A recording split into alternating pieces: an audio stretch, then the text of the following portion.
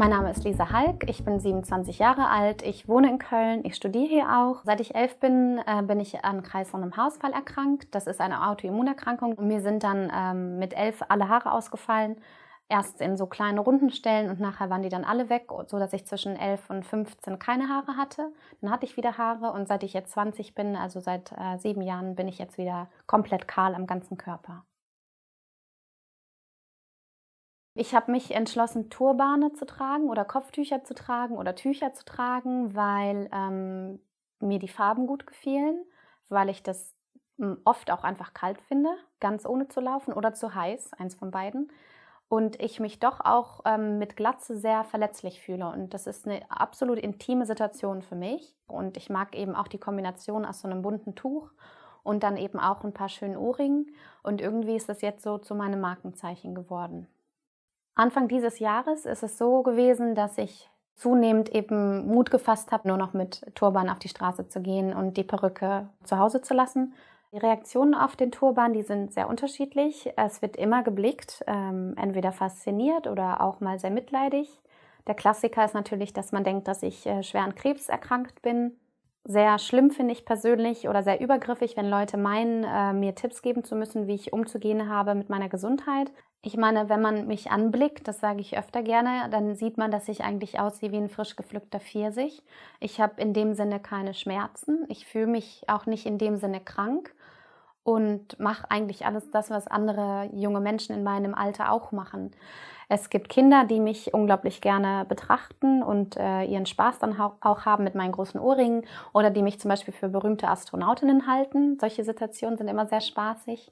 Ich bin Anfang dieses Jahres an meine gute Bekannte Ingrid herangetreten. Sie ist Fotografin und dann habe ich eben beschlossen, okay, es gibt zum jetzigen Zeitpunkt kein einziges Foto von dir, Lisa, wo du dich zeigst in deiner haarlosen Pracht, die bis dahin für mich eben auch keine war. Und dann haben wir diesen Fototermin gehabt bei Ingrid in der Wohnung und das war ein ziemlich intensives Schlüsselerlebnis. Und Ingrid hatte mir halt gesagt, dass sie die Fotos irgendwie im Laufe der nächsten Tage halt schicken würde. Und dann brummte nach 2 Stunden plötzlich mein Handy unaufhörlich und sie schickte mir eben 4 von diesen Bildern und sie meinte, Lieschen, du musst jetzt wissen, wie schön du bist. Also sie wusste auch, dass ich auf dem Weg bin in den Urlaub und meinte, sie muss mir das jetzt einfach irgendwie schenken. Und dann waren wir am Flughafen, Katha, meine beste Freundin und ich. Und ich habe die Fotos quasi auf mein Handy downgeloadet und habe gedacht, das gibt's ja gar nicht. Also das waren ganz tolle ästhetische Bilder und ich habe eigentlich nur geheult. Also ich habe so viel geweint vor Freude, weil ich das nicht fassen konnte, dass diese Person auf diesen Bildern so viel Zartheit und Stärke und Mut beweist und dass diese Person offensichtlich ich bin. Und ich habe gedacht, okay, das ist jetzt irgendwie so ein bisschen schade, dass nur ich das habe, dieses Erlebnis. Und mir war irgendwie wichtig, das auch anderen betroffenen Frauen zu ermöglichen. Und das war tatsächlich eine Nacht- und Nebelaktion. Und jetzt sind es mittlerweile über 25 Frauen mit weiteren 30 auf der Warteliste. Schönlinge ist ein Bruch mit Erwartungen. Also eigentlich würde man hinter einem Schönling einen Mann erwarten, der sich irgendwie in Szene setzt, der ein bisschen eingebildet ist vielleicht, der sich für ein ganz besonderes Geschenk Gottes an die Frau hält.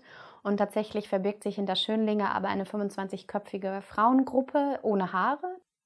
Um die Ermöglicher und Ermöglicherinnen, also alle unsere Unterstützer, die uns finanziell oder emotional unterstützen, eben auf dem Laufenden zu halten, gibt es den Blog. Und auf dem Blog gibt es immer einen kleinen Beitrag, sowohl von den Frauen über unseren Besuch, als auch, dass ich einen kleinen Beitrag hinterlasse darüber, wie das war, diese Frau zu besuchen. Wenn man mir jetzt zur Wahl stellen würde, du kriegst morgen deine Haare wieder oder du hast für immer eine Glatze. Ich glaube, ich würde mich immer für meine unglaublich schönen roten Haare entscheiden. So. Ich wünsche mir sehr, dass wir jetzt ab Januar dann noch die restlichen Frauen fotografieren, dass wir eine ganz tolle Vernissage auf die Beine stellen, die dann in Münster eben stattfindet und dass diese Ausstellung dann auf Wanderschaft geht. Und genau, und dass dieses Projekt so einen ganz kleinen Mini-Baustein oder so einen ganz kleinen Beitrag leisten kann in der Frage, was ist eigentlich schön.